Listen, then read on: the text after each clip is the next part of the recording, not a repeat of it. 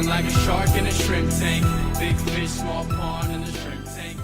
Hello and welcome to the video wrap-up show for the Shrimp Tank podcast in Seattle. I'm Dan Whedon and I'm joined by my co-host and guest today, Linda Popky.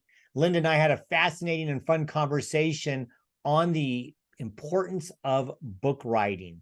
To catch the entire episode, and you should, subscribe wherever you get your podcasts. You can also find all our episodes on our website at shrimptankpodcast.com/Seattle. Linda, it was fun to have you on as a guest today. Yeah, we learned a ton about the whole methodology of editing and writing books and ghostwriting and all of that. I'd like you on this to answer something that you answered beautifully on the podcast. I have a lot of business professionals out there watching this, entrepreneurs, people who are second, third, fourth generation family businesses, or they just started themselves. What is the importance of putting something down in a book format, whether it's small or large, whatever it is? Why is that important to helping to promote and grow their business, but maybe also their legacy? And then finally, the second part of that, what would you advise them and encourage them to do if they want to, but they're just stuck? So first of all, just about everybody on this planet has a story to tell, okay? You may not think it's very interesting, probably because you know your story inside out, but it's compelling to other people. And whether it's how you got into business, how you got to where you are, lessons you learned along the way, ups and downs, things that didn't work, which are as interesting as things that did, can be a very compelling story.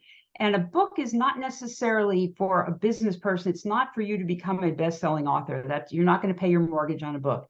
What instead it's to either build your credibility, to provide some lessons, to maybe educate and inform. And all of those are important things that can help you not just grow your business, but it humanizes you for people to hear your voice and understand exactly where you've come from and what you've got to say.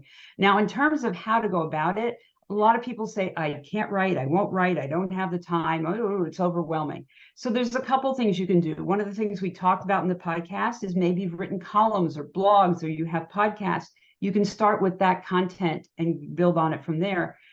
You can also talk your way through a book. Very often I have people who say I can't or won't or don't have time to write. I say, can you talk? Yeah. So we get on Zoom and we hit record and I ask questions and they talk their way through it.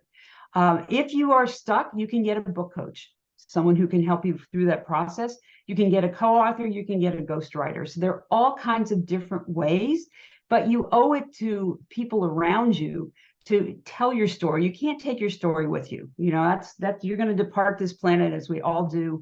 And what's left afterwards is your story, if you've told it in a format that people can have. And it doesn't actually have to be a book. You could do a series of videos or podcast interviews or whatever. But get your story out there and tell people, because you're depriving us of the story that we could hear. I love that. Everybody needs to check out the entire episode because it was just fantastic. Linda, thank you for jumping off the co-host seat and into the guest seat. My pleasure. It was a lot of fun. Listen, everybody, if you enjoyed this video, click like and subscribe below. Also, check out our Patreon membership page that's filled with exclusive content to help you grow your business and enrich your life. Go to patreon.com/shrimptankseattle.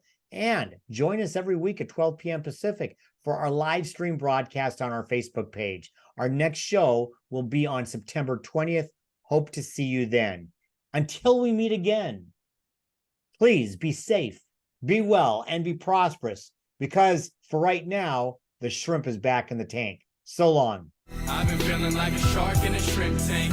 Big fish, small pond in the shrimp tank.